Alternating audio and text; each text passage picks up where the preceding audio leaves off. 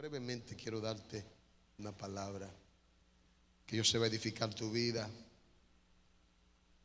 Y quiero que abras tu Biblia en el libro de Colosenses capítulo 1, del versículo 15 al 23. Vamos a considerar esos versículos de ese capítulo 1 de Colosenses. ¿Sabe? Colosenses es uno de los libros más profundos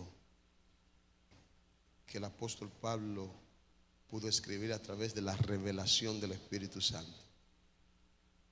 Uno de los libros más profundos que nos habla de cosas,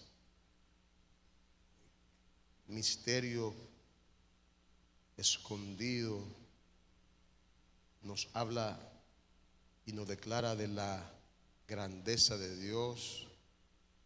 Y este capítulo 1, de ese versículo 15 en adelante, habla de eso. Y quiero hablarte bajo el tema santos y sin mancha. Porque la santidad y estar sin mancha delante de Dios es algo que no podemos alcanzarlo, conseguirlo solo. Siempre vamos a necesitar de Él. Siempre necesitaremos de la ayuda, del poder de Él, para poder ser santo y estar santo y presentarnos sin mancha delante de Él. Así que lo que dice ese capítulo y esos versículos que vamos a considerar, vamos a notar que de algo superlativo, grande, maravilloso, sobrenatural, grandioso, majestuoso, poderoso, Él introduce una verdad y un principio fundamental para nosotros los creyentes. Porque si Él hizo todas las cosas como vamos a verlo, también en todas esas cosas que Él hizo y después del pecado, Él estableció un plan, un propósito para aquellos que le creen.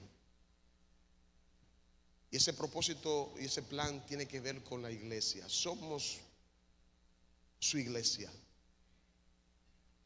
Su iglesia no porque estemos en cuatro paredes, sino su iglesia porque aunque estemos diseminados por todo el mundo, formamos parte del cuerpo de Cristo, cuya cabeza es Él. Así que para poder entender principios espirituales y para poder ser fortalecido en la fe, en la confianza en el Señor, para poder batallar, vencer al maligno, a todo lo que Él levante en contra de nosotros, tenemos necesariamente que hacer una comparación, entender cosas que manifiestan su poder y su autoridad, que manifiestan su gloria y su majestad. Y que al nosotros entenderla, deberían o debe despertar en nosotros la suficiente revelación y tener suficiente entendimiento para nosotros comprender que si Él hizo todo lo que existe, también Él nos hizo a nosotros. Y si lo que Él hizo lo hizo bajo un plan, bajo propósito, bajo un diseño específico, también lo hizo con nosotros. Y en lo que tiene que ver con la salvación de nuestras almas, Él plasmó, diseñó algo que al principio era un misterio, pero que luego fue revelado.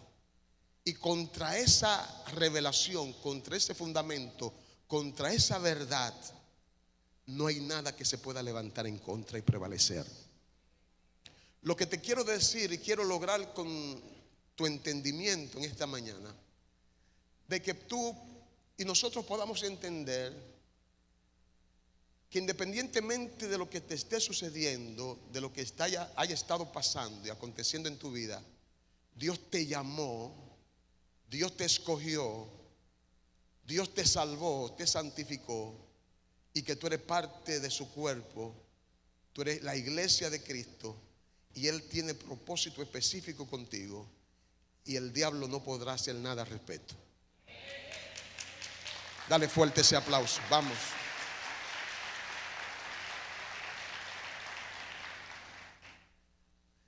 Mira, quien tú eres físicamente,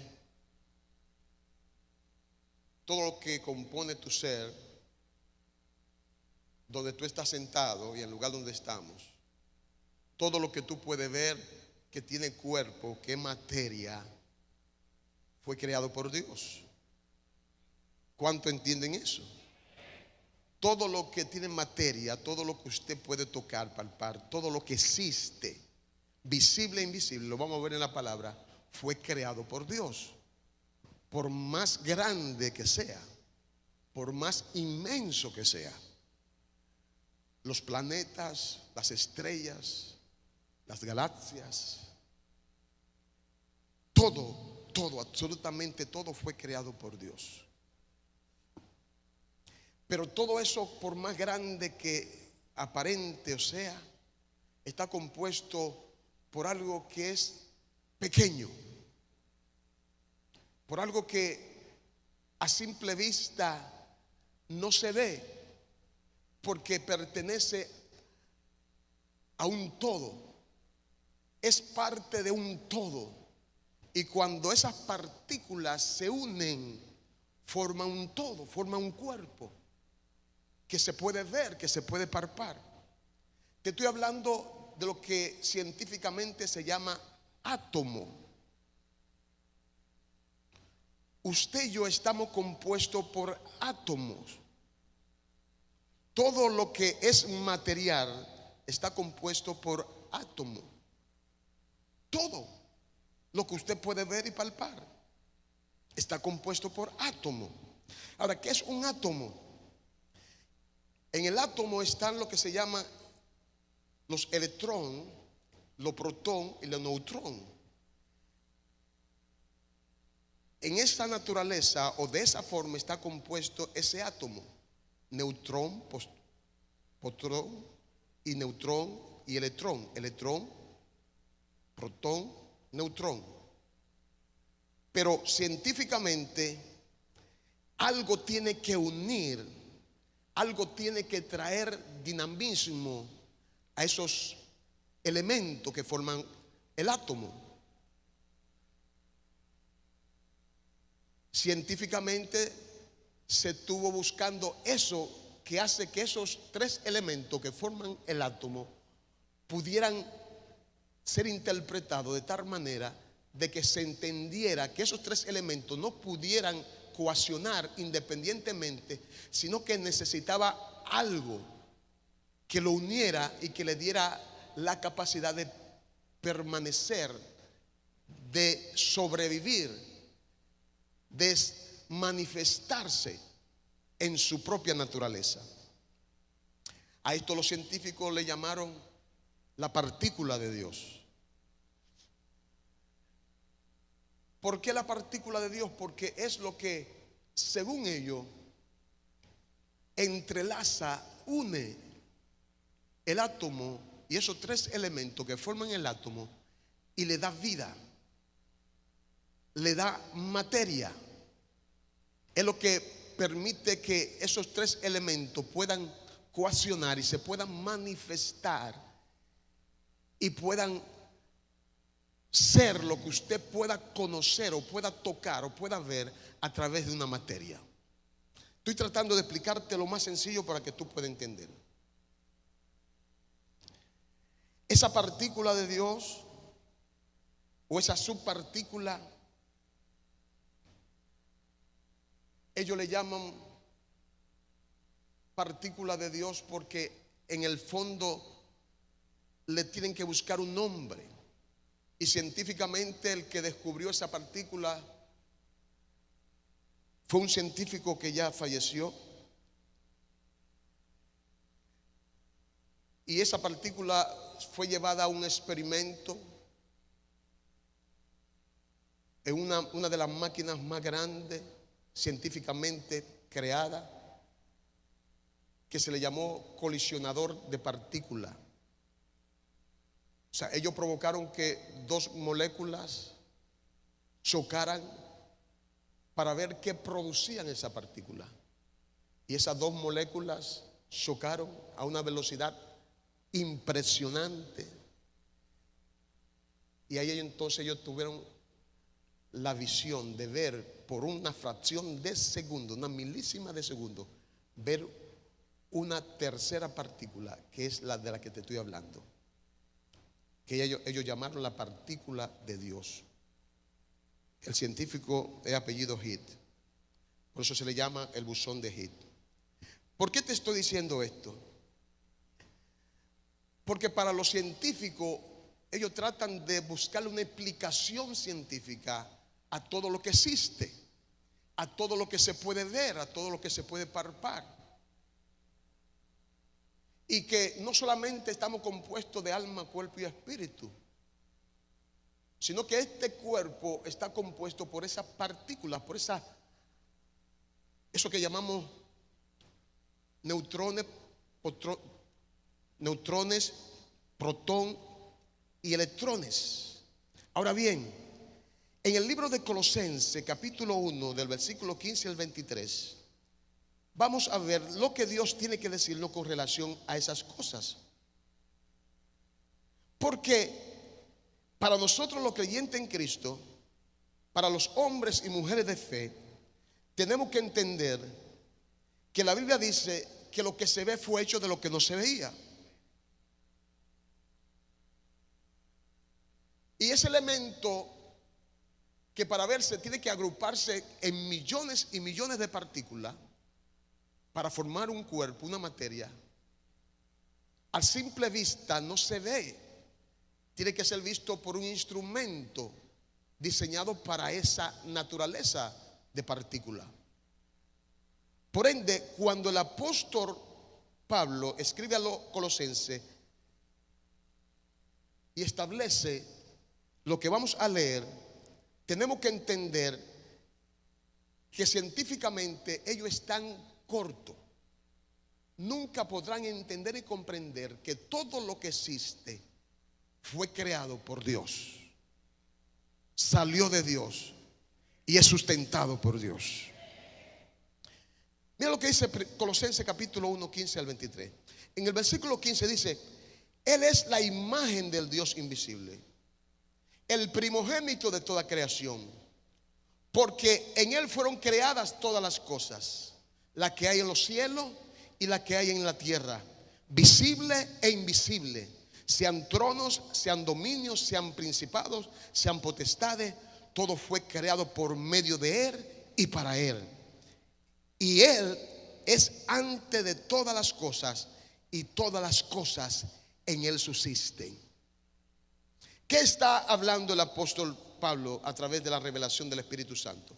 Primero, él dice que Él, haciendo alusión a Cristo Jesús, es la imagen del Dios invisible. Te quiero hablar de primero 7 fundamentos de verdades que tienes que conocer y saber para poder entender al Dios que tú sirves. Primero, Jesús es la imagen del Dios invisible. Por eso en 2 Corintios capítulo 4, versículo 4, la Biblia dice: en los cuales el Dios de este siglo cegó el entendimiento de los incrédulos, para que no les resplandezca la luz del evangelio de la gloria de Cristo, el cual es la imagen de Dios. ¿Qué está diciendo? Cuando se habla de imagen, se habla de figura, se habla de algo representado, una representación de una figura, una representación de algo. ¿Qué está diciendo el apóstol? Que Cristo Jesús es la representación del Dios Padre, es la manifestación de Dios para con nosotros. No pudiéramos conocer a Dios, ni saber de Dios, ni entender a Dios, si primero a través de Cristo Jesús no le hayamos conocido. ¿Qué significa esto? Cristo trae la revelación del Padre, pero no solamente en lo que tiene que ver con lo espiritual, sino con su imagen. Él es la imagen de Dios. A Dios nadie lo puede ver, a Dios nadie lo ha visto. Dios es espíritu, pero Jesús, su Hijo, lo dio a conocer, lo dio a revelar físicamente.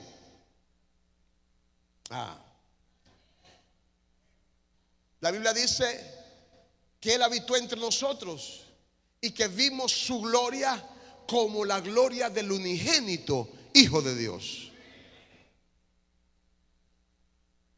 En segundo lugar, lo que establece el apóstol Pablo, que ese que trae la imagen de Dios es el primogénito de toda creación. Es el primero de toda creación. ¿Qué significa esto? Que Jesús, que Dios fue creado. No. Ahí está hablando del misterio de la deidad. Dios revelado al hombre. Pero ¿cómo Dios se reveló al hombre? A través de lo que era el hombre. Dice la Biblia que Él se hizo semejante a nosotros. Se hizo como uno de nosotros, para que el Padre en Él cargase el pecado de todos nosotros. O sea, Él fue el primero, el unigénito, porque antes de Él crearnos a nosotros, antes de que el hombre existiera, ya Él en la eternidad fue destinado para nosotros como Hijo de Dios. Si puede darse más fuerte ese aplauso, dáselo más fuerte. Por eso en Romanos capítulo 8 versículo 29 la Biblia dice: porque a los que antes conoció también lo predestinó para que fuesen hechos conforme a la imagen de su Hijo, para que Él sea el primogénito entre muchos hermanos. ¿Cómo trato de explicarte eso? Cuando Él nos conoció, no nos conoció en este plano humano ni natural, nos conoció en la eternidad, nos conoció a nosotros siendo espíritu. Pero como espíritu estuvimos destinados a ocupar una tierra que Él hizo para que nosotros la gobernásemos, nos enseñoreásemos de ella, pero no bajo una naturaleza espiritual ni un cuerpo espiritual, sino bajo un cuerpo humano, material, natural. Hello. Por eso, cuando Él dice: porque a lo que antes conoció, también lo predestinó, o sea, le dio una asignación, le dio una comisión, que sería parte de toda la raza humana, de gobernar y administrar la tierra. Pero a eso que predestinó, dice que lo predestinó para que fuesen hechos conforme a la imagen de su Hijo. En otras palabras, estando en una condición de espíritu en la eternidad, en el momento que usted y yo, Dios nos manda aquí en la tierra, nos manda a través de la imagen de Cristo Jesús.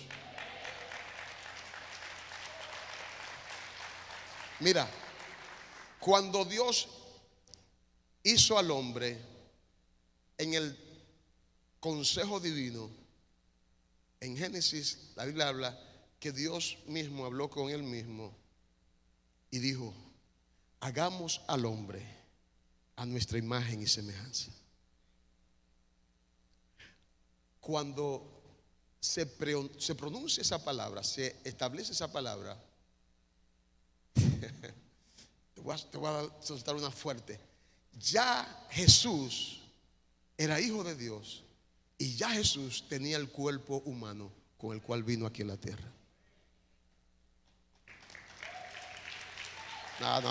No.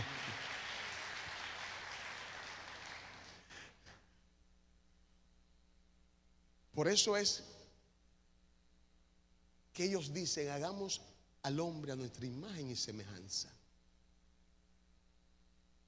Porque esa imagen y semejanza, esa imagen, te voy a adelantar algo que no es parte del mensaje, pero tiene que ver con esto. Esa imagen representada en Cristo Jesús de Dios es la imagen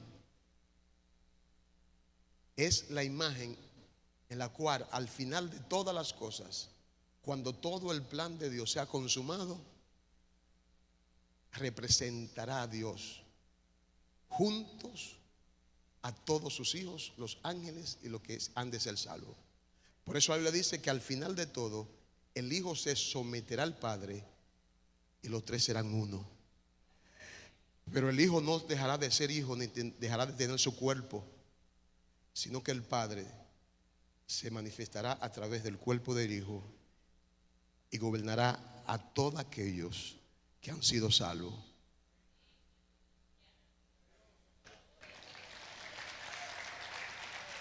O sea que la decisión de Dios hacer el cuerpo humano como lo hizo no es una casualidad.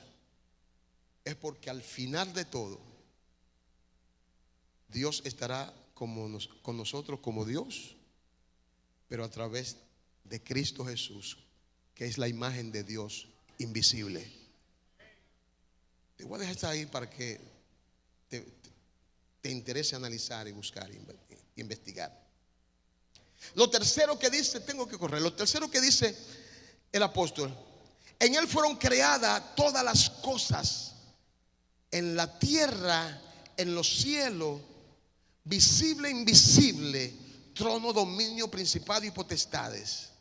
En él, en Cristo fueron creadas todas las cosas.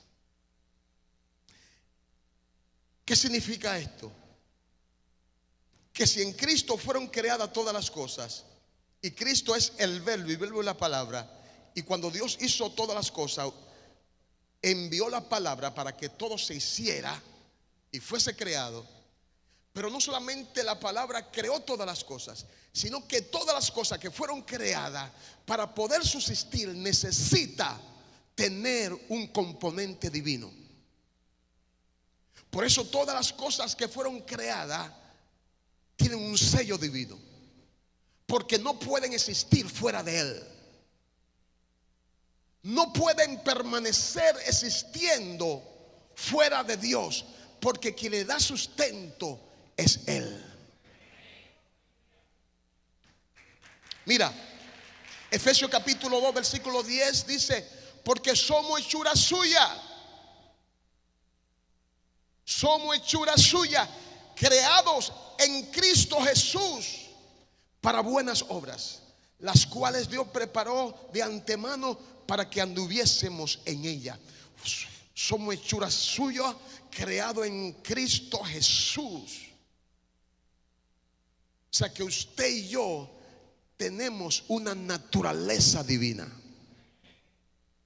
Número 4. Todo fue creado por medio de él, por medio de la palabra, por medio del verbo. 1 Corintios 8:6 dice: para nosotros, sin embargo, solo hay un Dios, el Padre, del cual proceden todas las cosas, y nosotros somos para él, y un Señor, hablando de Jesucristo, y un Señor Jesucristo, por medio del cual son todas las cosas, y nosotros por medio de él.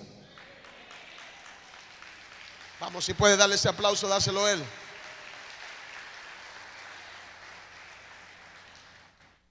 O sea, todo lo que existe fue creado por medio de él, por medio de la palabra, por medio de su naturaleza divina, por medio de su poder y autoridad. Por más grande que sea, por más complicado y complejo que sea, por más difícil que sea de comprender y entender, todo fue creado por medio de él y para él. Los científicos tratan de comprender y entender los procesos de la creación, y de plano ellos no aceptan que Dios creó lo que hoy vemos. Pero lo que hoy vemos fue creado por Dios y es sustentado y guardado y cuidado por Dios. Número 5. Todo fue creado por él. Dijimos por medio de él, pero aquí dice por él. Romanos 11:36, porque de él y por él y para él son todas las cosas. A él sea la gloria por los siglos de los siglos. No, voy a repetir de nuevo, está interesante eso. Porque de él, o sea, si existe algún dueño dueño en todo el universo, de todo lo creado. Él es el dueño. Porque todo lo creado fue por Él, de Él y para Él. Número 6, Él es antes de todas las cosas, porque Él es omnisciente, omnipresente.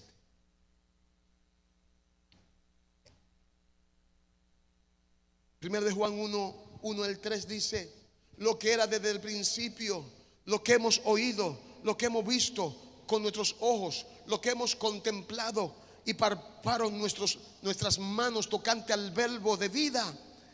Porque la vida fue manifestada y la hemos visto y testificamos y os anunciamos la vida eterna, la cual estaba con el Padre y se nos manifestó. Lo que hemos visto y oído, eso os anunciamos, para que también nosotros tengáis comunión con nosotros.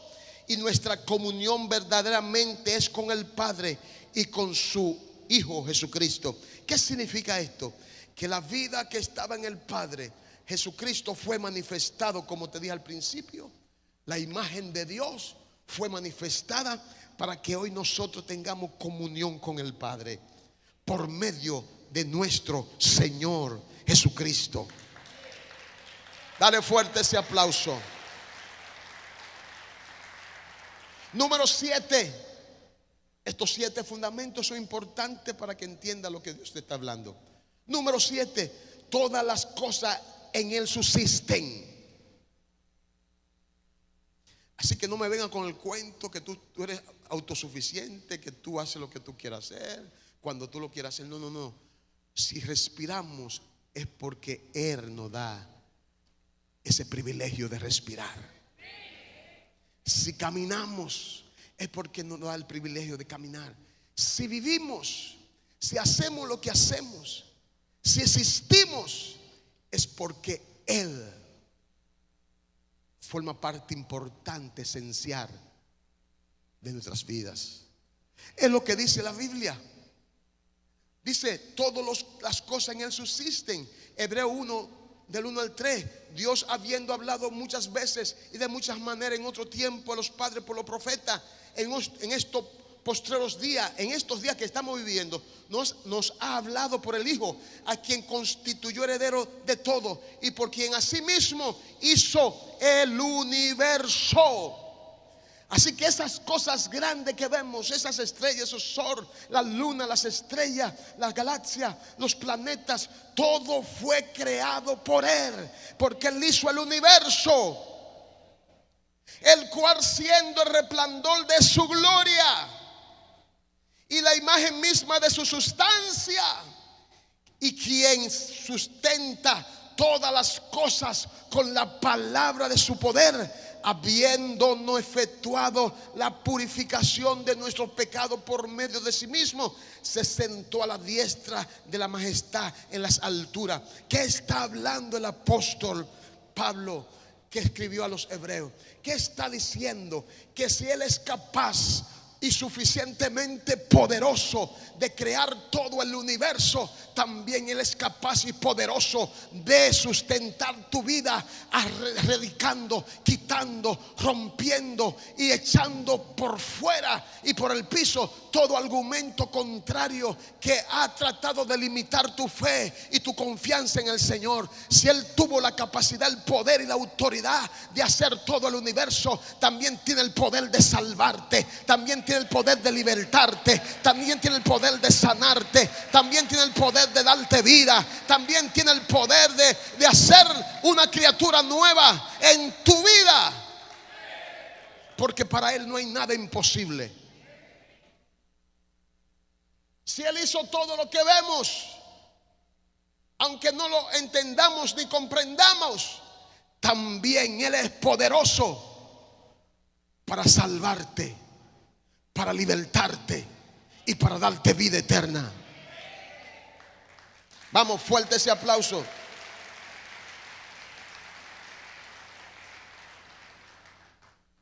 Así que ese Dios que nos habló a través de mucha gente, en estos postreros días nos ha hablado a través de Cristo Jesús, el que hizo todas las cosas, el universo y todo lo que existe.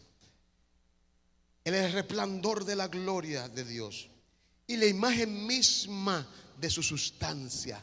Cristo es la imagen misma de Dios Padre. Esto es más profundo de lo que yo te puedo explicar ahora mismo. Lo segundo que vemos a través del versículo 18 en adelante, haciendo ese acoplamiento, el apóstol tratando de traer esa revelación del inmenso, majestuoso y grandioso Dios, trata de hacer ese acoplamiento, de unir, de ligar, de relacionar lo sublime, lo grande, lo maravilloso, lo grandioso de Dios, lo inmesurable de Dios, aquellas cosas que cuentan su gloria. Porque en el Salmo la Biblia dice: los cielos cuentan la gloria de Dios y el firmamento anuncia las obras de sus manos. ¿Qué significa esto? Que si los cielos cuentan la gloria de Dios y nos hablan del Dios grande y poderoso, el apóstol trata de traer esa verdad absoluta de Dios y trata de unirla a otra verdad tan fundamental y tan importante para nosotros, porque tiene que ver con nuestra salvación, porque no somos cualquier cosa.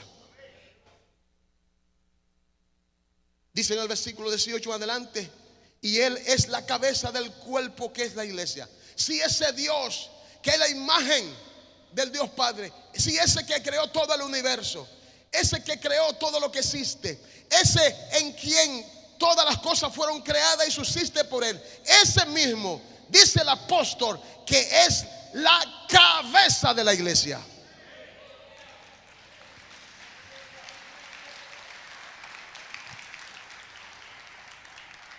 Mire qué privilegio tenemos usted y yo, que el que hizo todas las cosas, el que sustenta todas las cosas, es nuestra cabeza. ¿Por qué te sientes solo? ¿Por qué te sientes desamparado? ¿Por qué le ha creído el cuento al enemigo que tú no eres nadie? No, no, no. Tú perteneces al cuerpo de Cristo. Tú eres algo grande, poderoso en esta tierra. Tú portas la imagen de Dios. Tú portas los planes, los propósitos, los designios de Dios. Tú eres un representante de Dios aquí en la tierra. Tú eres diferente a todo lo que Él creó. Él te creó exclusivamente. Se detuvo a darte de su aliento de vida y plasmó en ti su imagen y semejanza. Él te elevó más grande, a un nivel mayor que los ángeles. Porque a ninguno de los ángeles Él llamó sus hijos, pero a ti te ha establecido y constituido como hijo de Dios. Vamos, dale fuerte, fuerte ese aplauso. Él es la cabeza del cuerpo, que es la iglesia, el que es el principio, el primogénito entre los muertos, para que en Él todo tenga la preeminencia, tenga el primer lugar. Eso significa la preeminencia, el primer lugar, la honra. Por cuanto agradó al Padre que en Él habitase toda plenitud, y por medio de Él reconciliar consigo todas las cosas, así las que están en los cielos, en la tierra, como los que están en los cielos, haciendo la paz mediante la sangre de su cruz. ¿Qué está hablando el apóstol aquí en estos versículos? Son 5 verdades que quiero enfatizar en ella. Él es la cabeza de la iglesia. Efesios 5:23 dice: porque el marido es cabeza de la mujer, así como Cristo es cabeza de la iglesia, la cual es su cuerpo, y Él es su Salvador. Aleluya. Somos salvados por Él. Lo segundo que establece estos versículos que hemos leído, que Él es el principio Porque la Biblia dice que Él es el alfa y el omega, el principio y el fin. Porque si en Él fueron creadas todas las cosas, significa que en Él usted tiene un principio y en Él usted tiene un fin. Y el principio suyo en Él no es el principio que el diablo quiera poner. No es el principio que el diablo quiera diseñar en usted. El principio de usted en Él es el principio que antes de la fundación del mundo ya Él había concebido para usted. Y ese principio tiene un final en Él. ¿Qué significa? Que en Él yo tengo reposo. En Él yo tengo salvación. En Él yo tengo esperanza. Mi final no es el final que el diablo quiera darme. Mi final es el final que Dios ya ha determinado para mí. Un final de bien, un final dichoso, un final de salvación, un final de vida. Así que el propósito de Dios no es que tú seas destruido, no es que tú seas aniquilado, no es que tú seas derrotado, no es que el diablo haga contigo lo que él quiera hacer, no. Dios ha establecido en ti un principio y un fin, conforme a su diseño, que se tiene que cumplir. Y se va a cumplir en el nombre de Jesús. Mira, Juan 1:3 dice: en el principio era el verbo, y el verbo era Dios. En el principio era el verbo, y el verbo era con Dios, y el verbo era Dios. Este era el principio con Dios. O sea, que en el principio de todas las cosas, este era el principio con Dios. Todas las cosas por Él fueron hechas. Y sin Él, óigase muy bien, como dicen los viejos del campo, sin Él, nada de lo que ha sido hecho fue hecho. Así que los científicos dicen del bosón de Higgs, de la partícula de Dios, ellos están hablando de algo que ellos ignoran. Porque lo que sustenta toda la materia, todo lo que existe, es Él. Porque sin Él nada de lo que existe hubiese existido. Hello. Ay. Mira, número 3. Él es el primogénito, el primero. Hebreo 1:4-6 dice: hecho tanto superior a los ángeles. ¿Quién fue hecho tanto superior a los ángeles? Cristo Jesús. No hecho, vuelvo, te repito, porque Él fue creado, sino en cuanto al plan de redención, en cuanto al propósito eterno de Dios, en lo que Jesús se tendría que manifestar aquí en la tierra. Bajo esa estructura, Él fue hecho superior a los ángeles, cuanto heredó más excelente nombre que ellos. Porque a cuáles de los ángeles Dios dijo: jamás, mi hijo eres tú, yo te he engendrado hoy, y otra vez yo seré el Padre, y Él me será a mí hijos. Y otra vez, 3 veces, cuando introduce al primogénito en el mundo, dice: adórenle todos los ángeles del Dios. O sea que Él introdujo a Cristo en el mundo para que ante Él se doble toda rodilla, como dice Efesios, de los que están arriba en los cielos y abajo en la tierra, y toda lengua confiese que Jesucristo es el Señor, para gloria de Dios Padre. Dale fuerte ese aplauso a Él. Mira, número 4. En Él toda plenitud se establece. Él es el Dios pleno. Él tiene todos los recursos que usted y yo necesitamos. A Él no le hace falta nada. Y si a Él no le hace falta nada, tampoco a nosotros no debe hacer falta nada. Colosenses 2:9 dice: porque en Él habita corporalmente toda la plenitud de la deidad. Aunque los teólogos o los exégetas quieran buscar interpretaciones para restarle valor e importancia a lo que en este versículo bíblico está representado como verdad absoluta. Yo creo lo que dice la Biblia, porque en Él habita, en Cristo habita corporalmente toda la plenitud de la deidad. ¿Por qué? Por lo que te dije ahorita. Porque a través de Cristo, al final de todas las cosas, Cristo se sujetará al Padre, y los tres, el Padre, el Hijo y el Espíritu Santo, serán una misma manifestación.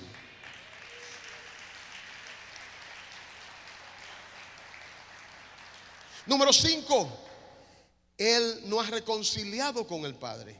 Según de Corintios 5:18, y todo esto proviene de Dios, quien nos reconcilió consigo mismo por Cristo y nos dio el ministerio de la reconciliación. O sea que Dios Padre, a través de Cristo Jesús, nos reconcilió con Él mismo.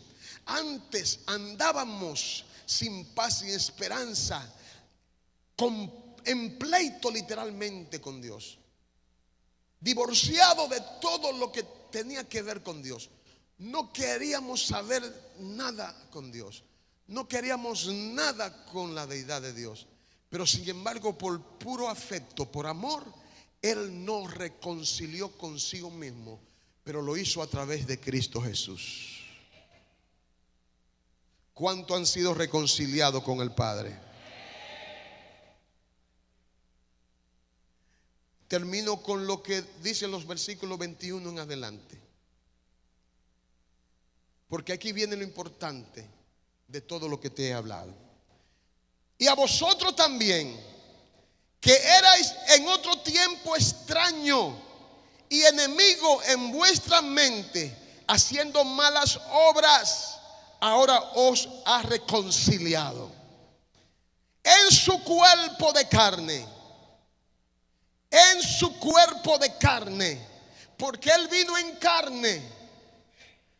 Él vino en el cuerpo que usted y yo tenemos, en el cuerpo de padecimiento, de debilidad, en el cuerpo que se enferma, en el cuerpo que es limitado, en el cuerpo que es socavado, que es pisoteado, en el cuerpo que muchas veces pasamos vicisitudes y dificultades impensables, impronunciables, en ese cuerpo de carne humano limitado. Cristo vino a la tierra y en su cuerpo de carne, por medio de la muerte, vino para presentaros santo y sin mancha e irreprensible delante de Él. Si en verdad, versículo 23, si en verdad permanecéis fundados y firme en la fe y sin moveros de la esperanza del evangelio que habéis oído. ¿Qué está diciendo el apóstol Pablo? Que en Cristo Jesús nosotros ante el Padre hemos sido representados, pero que se hará efectivo esa representación, se hará efectivo esa salvación, se hará efectivo esa permanencia en Él, si nosotros, si en verdad, no es una falsedad, no es una imagen de apariencia, no, en una certidumbre de fe, en una confianza pura y plena en Él, siendo reales con nosotros mismos, no tratando de engañar a Dios, porque Dios no puede ser burlado. Así que no podemos creer que haciendo o aparentando podemos engañar a Dios y pasar por alto. No. Si en verdad permanecemos en Él, en 4 cosas que Él estableció en estos versículos. Primero, que Dios o Cristo Jesús nos presentará santo delante de Dios si permanecemos en Él. Por eso en Efesios capítulo 1 versículo 4 dice: según nos escogió en Él antes de la fundación del mundo, para que fuésemos santos y sin mancha delante de Él. sea, usted y yo fuimos escogidos antes de la fundación del mundo para ser santo. Los amén ahí como que bajaron. Voy a repetir de nuevo. Usted y yo fuimos escogidos desde antes de la fundación del mundo por Dios para ser santo delante de Él. ¿Y qué es el santo? Es ser apartado del mal, ser apartado del pecado. Ser santo es vivir una vida apartada del pecado, una vida donde el pecado no nos gobierne, una vida donde no hagamos lo que el diablo a través del pecado quiere que hagamos para enemitarnos con Dios. No, usted y yo hemos sido llamados a ser santo. La Biblia dice que sin santidad nadie verá al Señor. No es un juego, no es una filosofía, no es un razonamiento humano y lógico, no es una escuela de teoría. No, te está hablando la pura verdad. Sin santidad nadie verá al Señor. Sin estar apartado del pecado, sin practicar el pecado, nadie podrá ver al Señor. Nadie podrá estar en la presencia del Señor. Número 2, sin mancha. Necesitamos estar sin mancha. Y no una mancha en un cuerpo físico, porque si tenemos alguna mancha en un cuerpo físico vamos a un dermatólogo. Pero este tipo de mancha solamente la quita la sangre de Cristo. Hello. Este tipo de mancha solamente la quita el jabón de la palabra de Dios. La Biblia dice en Judas 1:24: y aquel que es poderoso para guardaros sin caída y presentaros sin mancha delante de su gloria con alegría. En Dios, en Cristo Jesús, usted y yo puede mantenerse o podemos mantenernos sin mancha delante de Dios. ¿Qué significa eso? El pecado procura manchar nuestra vestidura espiritual. Porque cuando conocimos a Cristo hemos sido vestidos de vestidura de justificación y de santidad. Por esa vestidura blanca que a nivel natural no se puede ver, pero sí a nivel espiritual. Porque el mundo espiritual la ve. El mundo espiritual ve qué tan vestido tú estás, qué tipo de vestimenta tú tienes. Y esa vestimenta blanca necesita mantenerse pura y limpia, sin mancha. Nada se te puede y tú debes permitir que se te pegue, que sea sucio, que sea inmundo, que no agrade a Dios, que busque manchar tu vestidura espiritual. Tiene que salir de ese grupo, tiene que salir de esa condición humana, tiene que salir de esa amistad, tiene que salir de ese ambiente, porque hay suciedad que busca manchar tu vestidura blanca. Y sin santidad, sin una vestidura blanca, no podremos subir al cielo. Vamos, dale fuerte ese aplauso. La adoración puede ir subiendo. Número 4, irreprensible. Filipenses 2:15 dice: para que seáis irreprensible y sencillo, hijo de Dios, sin mancha en medio de una generación maligna y perversa, en medio de las cuales resplandecéis como luminares en el mundo. Usted y yo, como hijos de Dios, debemos ser cristianos, hijos de Dios, servidores de Dios, con un carácter irreprensible. ¿Qué significa esto? Que nadie debe ni puede señalarlo a usted para restarle valor y condición de cristiano. Nadie A nadie usted debe darle autoridad para que lo señale, para que lo denigre, para que lo pisotee, para que se burle de usted, para estrujarle en su cara que usted habla de Dios, pero no vive lo de Dios, que usted cree racionalmente de Dios, pero no está dispuesto a morir por Él y a permitir que Él sea que viva por usted. Usted debe ser un cristiano irreprensible, que al contrario de la irreprensión, usted pueda recibir alabanza de la gente, que la gente le pueda decir: wow, me agrada, wow, quiero ser como tú, quiero servir a Dios como tú le sirves, quiero amar a la gente como tú la amas, quiero ser humilde como tú eres humilde. ¿Alguien me está entendiendo en esta mañana? Tiene que ser irreprensible, que el diablo no provoque que tú bajes la cabeza en vergüenza porque te descubran, porque te expongan a lo que realmente está dentro de ti, a lo que realmente tú eres, a lo que muchas veces trata de ocultar en ambiente como este. Pero cuando te sientes en libertad allá afuera, en el trabajo, en la escuela, en la universidad, sale a relucir lo que realmente eres, y no necesariamente hijo de Dios.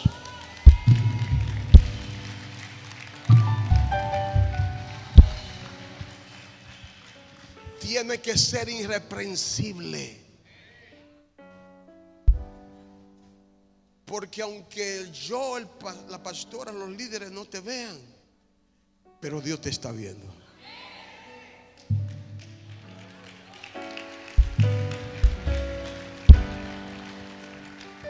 El engaño que mucha gente le han comprado a Satanás es que ellos creen que es necesario que el pastor, la pastora, los líderes lo vean o no lo vean. Ni los líderes ni los pastores son Dios, ni te pueden dar lo que solamente Dios te puede dar, que es la salvación. De quien tiene que cuidarte es de Dios. A quien tiene que temer es a Dios. A quien tiene que honrar es a Dios.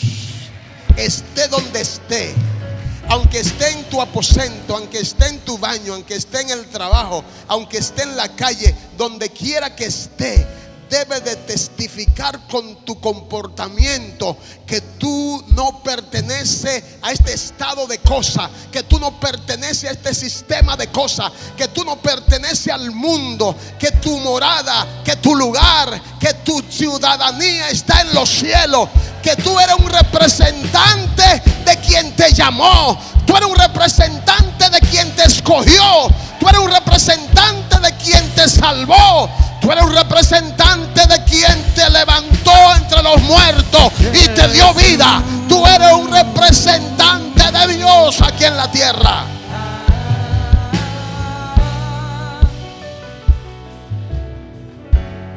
Siéntate por un minuto.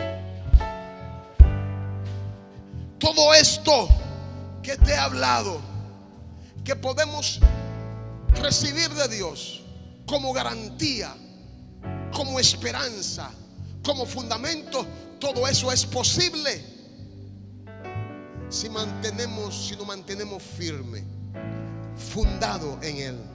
Por eso en 2 Timoteo 2:19 dice: pero el fundamento de Dios es estar firme. Pero el fundamento de Dios está firme. O sea, el fundamento que Dios ha establecido para nuestra salvación no está ambivalente. No está temblando, no está cediendo, está firme. El fundamento de Dios está firme. teniendo este sello, conoce el Señor a los que son suyos. Y apártese de iniquidad todo aquel que invoca el nombre de Cristo. No, si tú, dale fuerte ese aplauso a Él. Mira, el fundamento de Dios es este. No hay otro fundamento. La Biblia dice que el fundamento de nuestra fe es Cristo Jesús. Y este fundamento nos dice que, aunque se lea un poco fuerte, pero nos dice que Él conoce a los que son suyos. Así que, I'm sorry baby, no le podemos engañar. Aunque te vista de oveja, eres un lobo.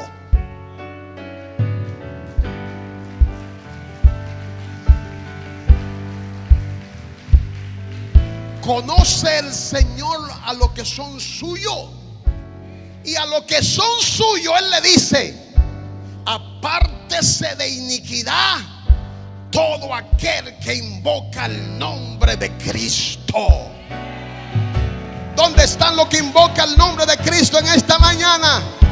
¿Dónde están los que invocan el nombre de Cristo en esta mañana? Así que el desafío es que te apartes de toda iniquidad. Apártate de toda iniquidad. Que ninguna iniquidad tenga que ver contigo. Vamos. Que ninguna iniquidad tenga que ver contigo. Quédate así de pie. No te sientes. Número 2. Para que todo eso sea posible, todo lo que te estoy predicando, tienes que mantenerte firme en la fe. Porque una cosa hace Dios y otra cosa la hacemos nosotros. Ya Dios hizo lo que tenía que hacer. El desafío de nosotros ahora. Tenemos que mantenernos firmes en la fe. 1 Corintios 16:13. Velad, está firme en la fe. Portaos varonilmente y esforzaos. El hecho de mantenernos firmes significa que tenemos que esforzarnos más. Porque claro, vendrán vientos huracanados, vendrán tormentas, vendrán situaciones a nuestras vidas que forman parte de la naturaleza humana que opera en nosotros. Se levantarán cosas dentro de nosotros que tratarán de manifestarse contrario a los designios de Dios. Pero Dios te dice: tienes que mantenerte firme, tienes que portarte varonilmente. ¿Cómo se porta un hombre que es varón? Porque hay hombres que no son varones. ¿Cómo se porta un hombre que es varón? Si usted ve un hombre que le corre a la cucaracha, hay problema ahí. Si usted ve un hombre que le corre al ratón, hay problema ahí. Al cien pie, hay problema ahí. A la culebra, hay problema ahí. Si usted ve un hombre que duerme con la luz prendida porque le tiene miedo a la oscuridad, hay problema ahí. Un hombre que se porta varonilmente no le tiene miedo a nada ni a nadie. Es capaz de defenderse a él mismo, defender su espacio y defender lo que es de él. Si tiene que matarse con quien sea, se mata con quien sea. La Biblia te dice, pero no es, cógeme bien la palabra para que me entienda, ¿verdad? Porque después no salga por ahí con un machete, con un colín a matarte con quien sea. No me estoy refiriendo de eso. Interprétame. Pero tú tienes que ser capaz de matarte con quien sea para mantener tu fe en el Señor. Con quien sea. Y termino con lo que dice que debemos mantenernos sin movernos de la esperanza del Evangelio. En Hebreos 6, 17 y 18 la Biblia dice: por lo cual, queriendo Dios mostrar más abundantemente a los herederos de la promesa la inmutabilidad de su consejo, interpuso juramento, para que por dos cosas inmutables que no cambian, que su naturaleza, su estructura, sus génesis, que su origen, sus principios no cambian. Por más que suceda lo que suceda, no cambian. Es que no pueden cambiar, nunca jamás cambiarán, porque se trata de Dios. Se trata de lo que Él ha hecho y ha declarado. Por dos cosas inmutables de su consejo, Él interpuso juramento, para que por dos cosas inmutables en las cuales es imposible que Dios mienta, tengamos un fortísimo consuelo, lo que hemos acudido para asirnos de la esperanza puesta delante de Él. En otra palabra, lo que hemos acudido a Él para ser salvos, lo que hemos acudido a Él para ser libertados, lo que hemos acudido a Él para ser sanados, lo que hemos acudido a Él para ser protegidos, lo que hemos acudido a Él como la única y última esperanza de vida. Es imposible que por dos cosas inmutables lo que Dios ha determinado para ti no se cumpla. Es imposible que no se cumpla lo que Él ha jurado y lo que Él ha prometido. Vamos, vamos, vamos.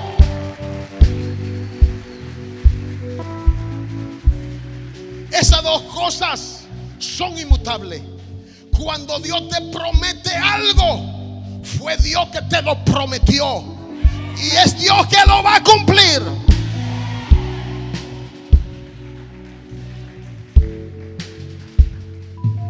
Y Él ha prometido salvarte, arrancarte literalmente de la garra del enemigo. Pero tiene que mantenerte firme, confiado en el Señor, sirviéndole a Él, porque Él lo ha prometido y Él lo ha jurado. Él lo ha jurado por Él mismo. No existía, ni existió, ni existirá alguien que sea capaz de poder sostener el juramento de Dios. Por eso Él lo juró por Él mismo. Él juró bendecirte, Él juró libertarte, Él juró salvarte y Él lo va a hacer. Él lo va. Oye lo que te está diciendo Dios en esta mañana. Él te va a salvar. Él lo juró, Él lo prometió. Sus promesas son fieles y verdaderas, pero tienes que mantenerte firme. No puedes fluctuar, no puede variar tu caminar. Tienes que mantenerte mirando al blanco de la soberana vocación. Tienes que mantenerte dependiendo de Él, confiando en Él, porque Él lo va a hacer. Él lo va a hacer. Él lo va a hacer. Él lo va a hacer. Él lo va a hacer. Aleluya.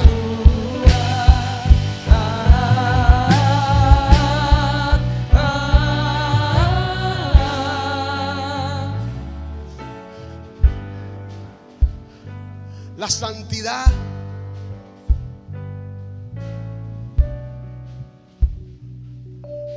siempre yo he predicado y enseñado. Hay dos clases de santidad. Una que tiene que ver con Dios y otra que tiene que ver con nosotros.